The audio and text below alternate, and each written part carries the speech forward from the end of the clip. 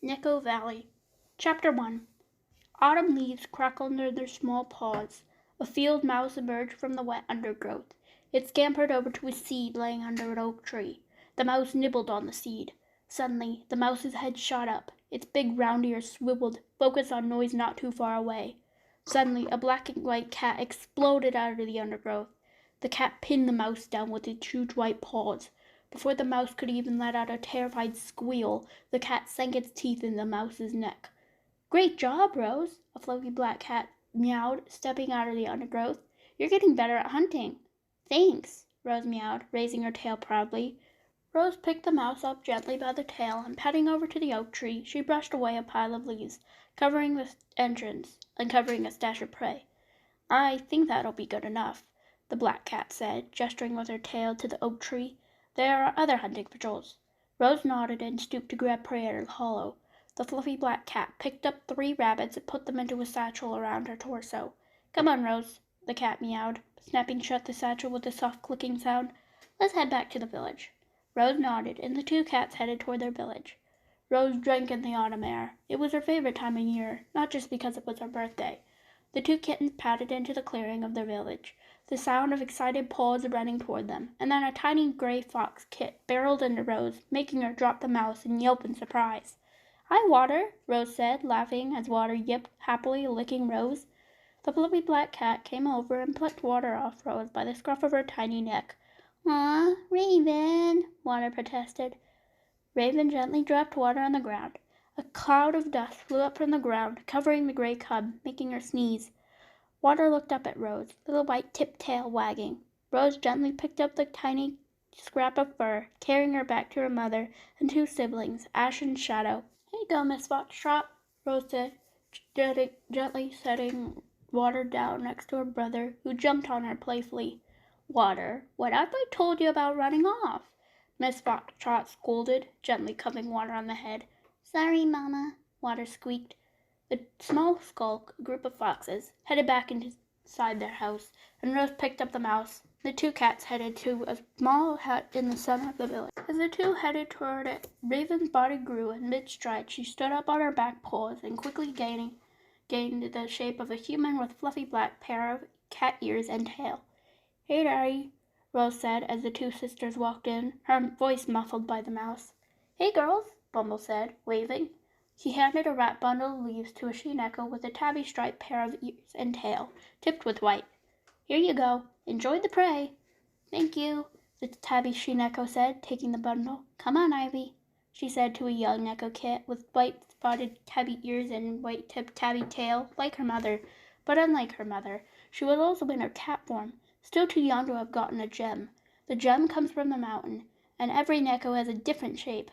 Rose looked over at her sister's Raven's, which was red and orange fire.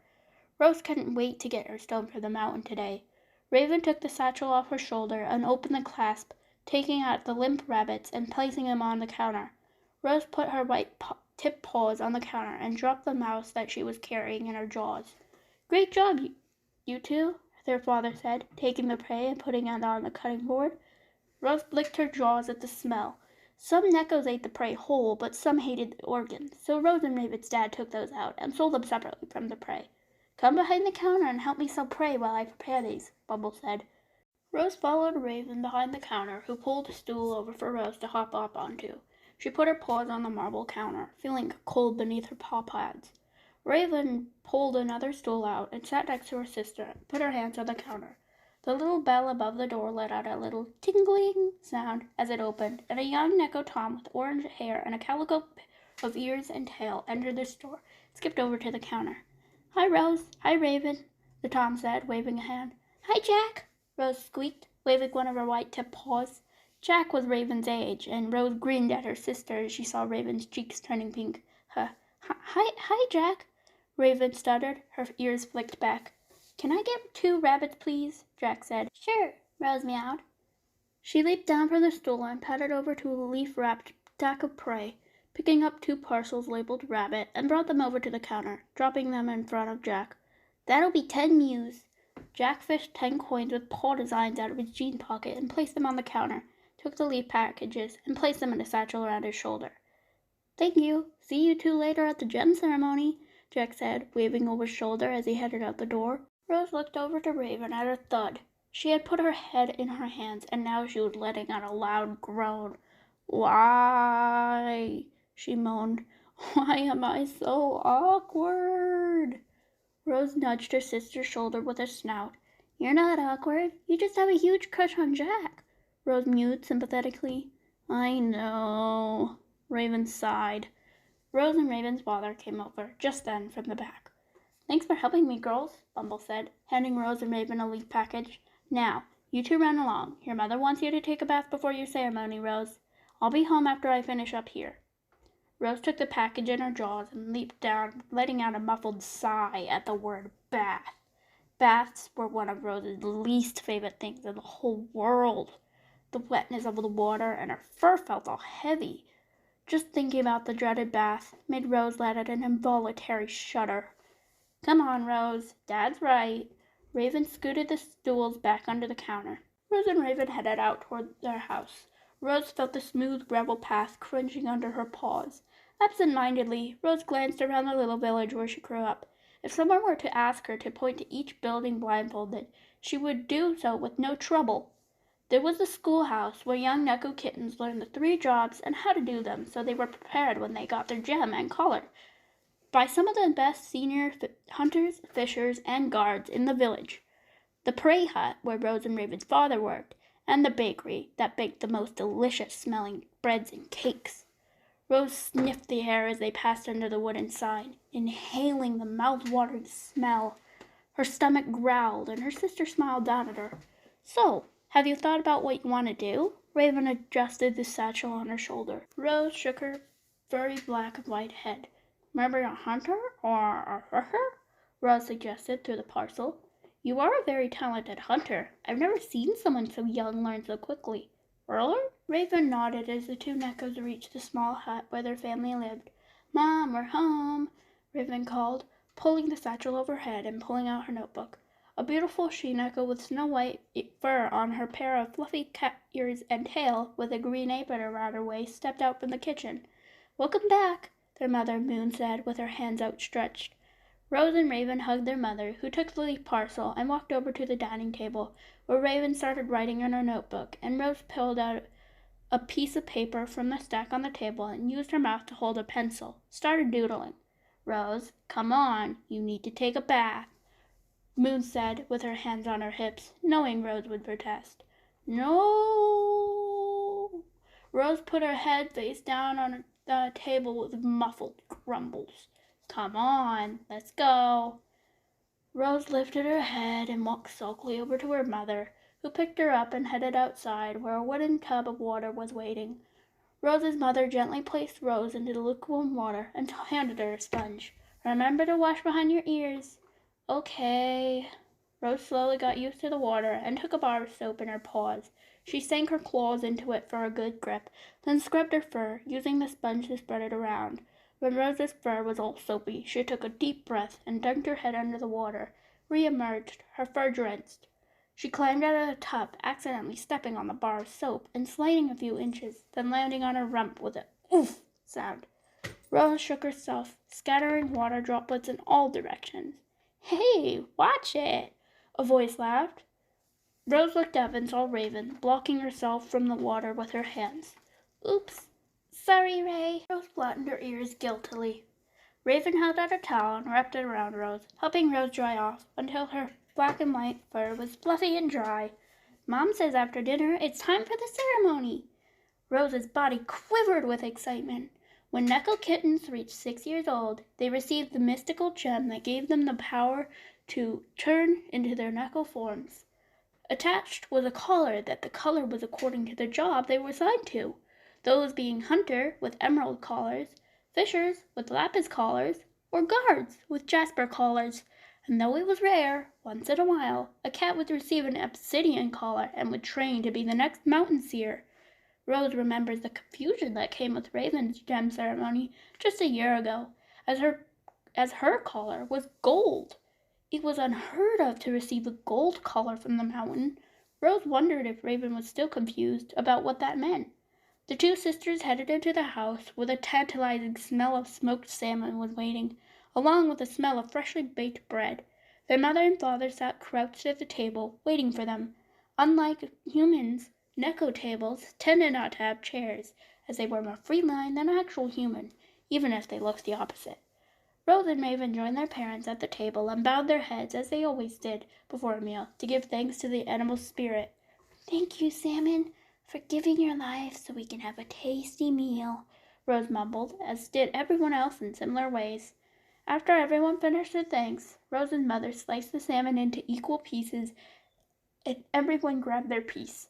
Rose sank her teeth into the tender salmon flesh and tore off a strip, the rich juice flooding her jaws, making her taste buds sing.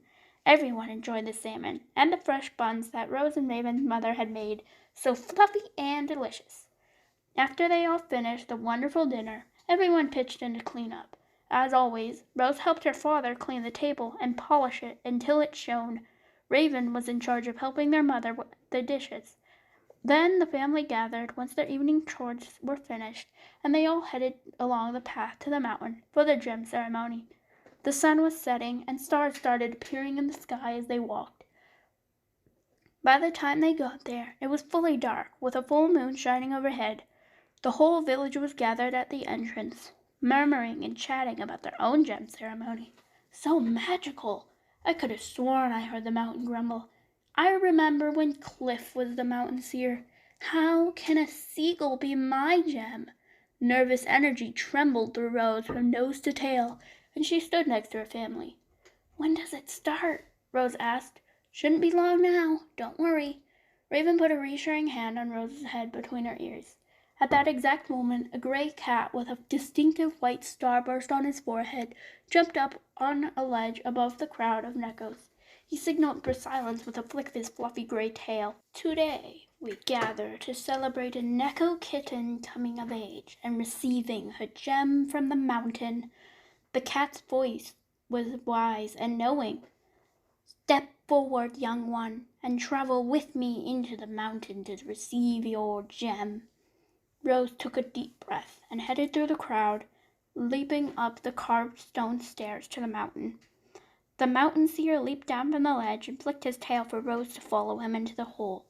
As soon as Rose took the first step into the hole, she felt an air of peace and tranquility wash over her, as if one of her ancestors was reaching a paw down from the stars and saying, "You're safe with us. Don't be afraid, little one." Space yawned around her as she stepped out into a light-filled cavern. The two cats padded over to a pedestal where the light seeped out of, and Rose realized it was lava. Barely a few paw steps away, there was a small hole which was bubbling with lava. Rose said uncertainly. "Shh, it's all right." The mountain seer's eyes closed, and he put a paw into the hole. "Great mountain, before you was a young Neko kitten. Give her purpose, give her knowledge. She has trained hard to become a full member. Please grant her this power." The mountain growled and grumbled. The lava in the hole rose up until it touched the mountain seer's paw. Yet the mountain seer did not yelp in pain. He just sat there calmly, as if he were in a trance. "Mountain, grant skill. Mountain, grant purpose. Mountain, give gem to young Neko who yearns for adventure. Mountain, give Neko adventure. You have given Mountain a great deed. Now, Mountain, give back." The mountain seer spoke in a weird voice as the lava calmly lapped against his paw. "Mountain, have warning. Great danger come." The cat's voice suddenly rose into panic, but then, suddenly, the lava retreated, and the mountain seer was himself. Rose stared as the lava revealed a pink rose gemstone on a gold collar. "Interesting," the mountain seer mused. Rose stared at the collar in awe.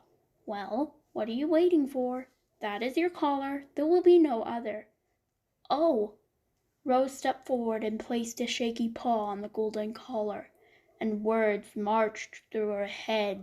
Under the tree, hidden away, a secret waits unseen, until the day when disaster strikes and you will find its scheme.